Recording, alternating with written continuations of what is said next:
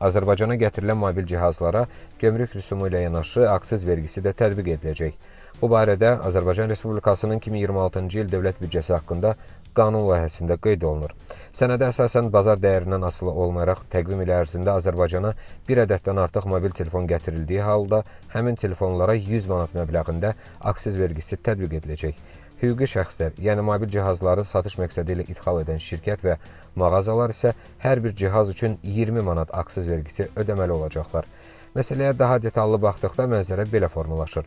Fiziki şəxslər, yəni adi vətəndaşlar ildə bir ədəd mobil telefonu aksiz şəkildə ölkəyə gətirə bilərlər. Lakin bir təqvim ili ərzində bir dəfədən artıq telefon gətirən vətəndaşlar ikinci və hər növbəti cihaz üçün əlavə 100 manat aksiz vergisi ödəməli olacaqlar. Bu vergi telefonun dəyərindən asılı olmayaraq tətbiq ediləcək. İstər 200 manat, istərsə də 2000 manat qiymətində olsun.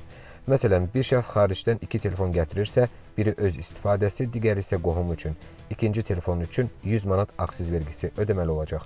Bu məbləğ gömrük rüsumu və ƏDV-yə əlavə olaraq tutulacaq. Hüquqi şəxslərə gəldikdə, yəni telefon idxalı ilə məşğul olan şirkətlər və satış məntəqələri hər bir cihaz üçün 20 manat aksiz vergisi ödəyəcəklər.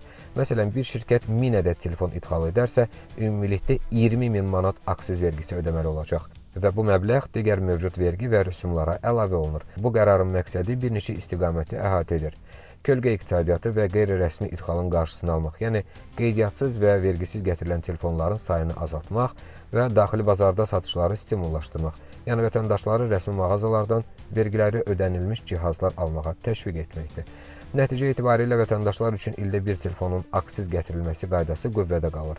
Lakin ikinci və sonraki telefonlar üçün 100 manat aksiz vergisi və mövcud gömrük rüsumları tətbiq olunacaq. Ekspertlər hesab edirlər ki, bu dəyişiklik xaricdən gətirilən mobil telefonların ümumi dəyərinə təsir göstərəcək və xüsusilə tez-tez telefon gətirən vətəndaşlar üçün xərcləri artıracaq.